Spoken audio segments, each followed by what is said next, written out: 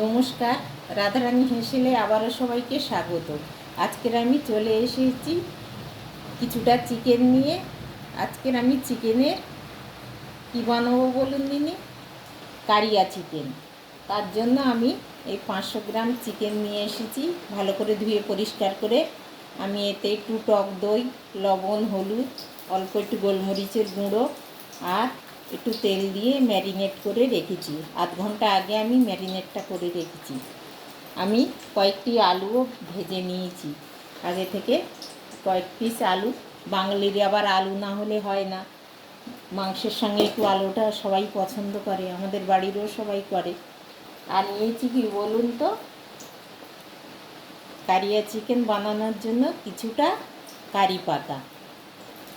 এই কারি পাতাগুলো আমি চিকেনের মধ্যে দেবো। কীভাবে রান্নাটা করি প্রথম থেকে শেষ পর্যন্ত দেখার অনুরোধ রইল, দেখতে থাকুন।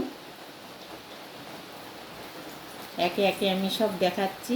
আমি কড়াই বসিয়ে দিয়েছি। আলুটা ভাজার পরে ওই তেলের মধ্যে আবারও কিছুটা তেল দিয়ে, আমি কিন্তু পুরো রান্নাটাই সর্ষের তেলে করছি, দিয়ে এবার আমি যেটা করব, কিছুটা পেঁয়াজ কুচিয়ে রেখেছি, সেই পেঁয়াজ কুচিগুলো দিয়ে দেবো।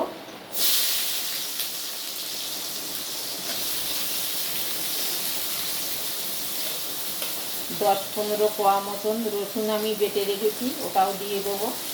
দিয়ে পেঁয়াজ রসুনটা আমি খুব ভালোভাবে কষিয়ে নেব।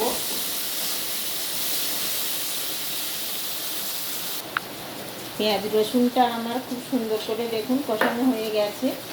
এবার আমি মশলাগুলো দিয়ে দেবো একে একে। মোটামুটি মাংসের যেসব মশলা দিয়ে থাকি আমরা, জিরে, গোলমরিচ, একটু ধনে বাটা, একটু আদা, সব কিছুই মশলা আমি বেটে রেখেছি। আমি এখানে বাটা মশলাটাই ব্যবহার করি, কোনো রকম গুঁড়ো মশলা ব্যবহার করি না। এই দিয়ে দিলাম। কিছুটা হলুদ দিয়ে দেবো, আমার ম্যারিনেটে কিছুটা হলুদ দেওয়া আছে, আরও একটু আন্দাজ মতন দিয়ে দিলাম। অল্প একটু লাল লঙ্কার গুঁড়ো দিয়ে দিলাম। ঝালটা কিন্তু যার সেই নিজের পছন্দ অনুযায়ী দেবেন, কেউ কম কেউ বেশি, ঝাল তো সবাই সমান খায় না। এবার আমি চিকেনগুলো দিয়ে দেবো, দিয়ে আবারও আমি কিছুক্ষণ কষিয়ে নেব। ও আমার বলা হয়নি, পেঁয়াজ রসুন ভাজার সময় আমি একটা শুকনো লঙ্কা ফাটিয়ে দিয়েছি, আর কয়েকটি তেজপাতাও কিন্তু দিয়ে দিয়েছি। এবার আমি খুব ভালো করে এটা কষাতে থাকবো।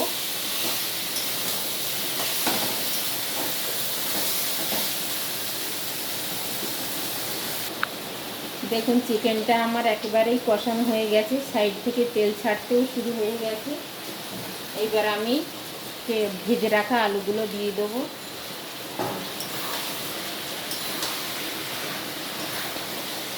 দিয়ে এবার আমি কিছুটা গরম জল করতে দিয়েছি। আমি কিন্তু এখানে ঠান্ডা জলটা দেব না, আমি এখানে গরম জলটাই দেব। লবণটা সব সময় খুব খেয়াল করে দিতে হবে। আমি ম্যারিনেটের সময় কিছুটা দিয়েছিলাম, আর আলুটা ভাজার সময়ও একটু দিয়েছিলাম, সেই জন্য আমি চেক করেই লবণটা দেব।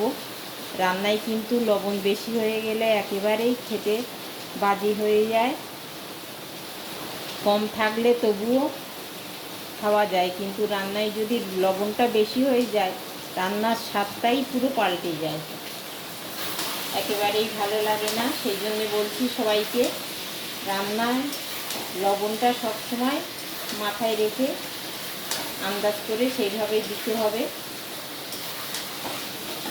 আমার কষানো একেবারেই হয়ে গেছে। আমি এখানে গরম জলটাও আমার গরম হয়ে গেছে, আমি দিয়ে দেবো।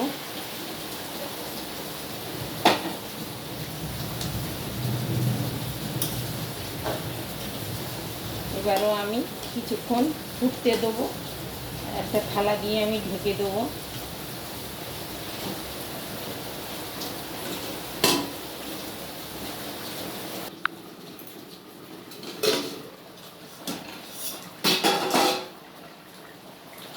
এবার আমি কি করব, দুটো কাঁচা লঙ্কা, চেরা কাঁচা লঙ্কা আমি দিয়ে দেবো।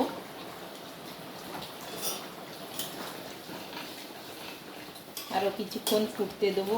দেখুন কালারটা দেখুন, একেবারে ফাটাফাটি এসছে। আবারও একটু ঢেকে দেবো,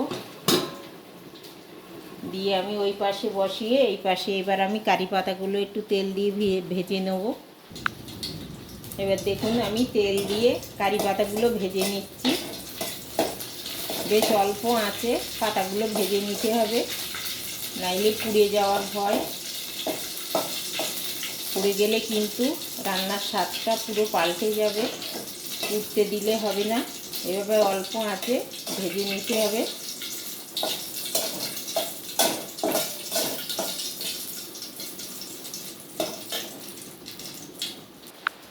দেখুন কারি পাতাগুলো আমার ভাজা হয়ে গেছে, কিন্তু একটুও পুড়ে যায়নি, যেমনই সবুজ তেমনই সবুজ কালার হয়ে আছে।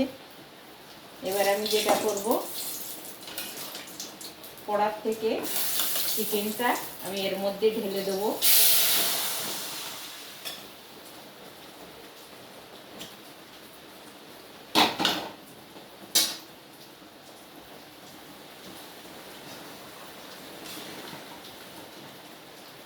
এবার কারি পাতার সঙ্গে আমি কিছুক্ষণ ফুটতে দেবো।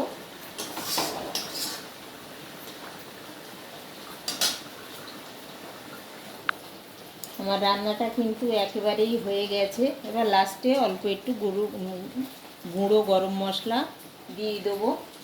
খুব বেশিক্ষণ কারি পাতাটা দিয়ে ফুটাবেন না, কেন কারি পাতার যে একটা ফ্লেভার আছে ওটা কিন্তু নষ্ট হয়ে যাবে। সেই জন্য আমি আর বেশিক্ষণ রান্নাটা ফুটাবো না, এবারে আমি বন্ধ করে দেবো। আজকের আমার এই কারিয়া চিকেনটা কেমন হলো জানাতে একেবারেই ভুলবেন না। সবাই ভালো থাকুন, সুস্থ থাকুন, দেখা হবে আবার পরের কোনো ব্লগে।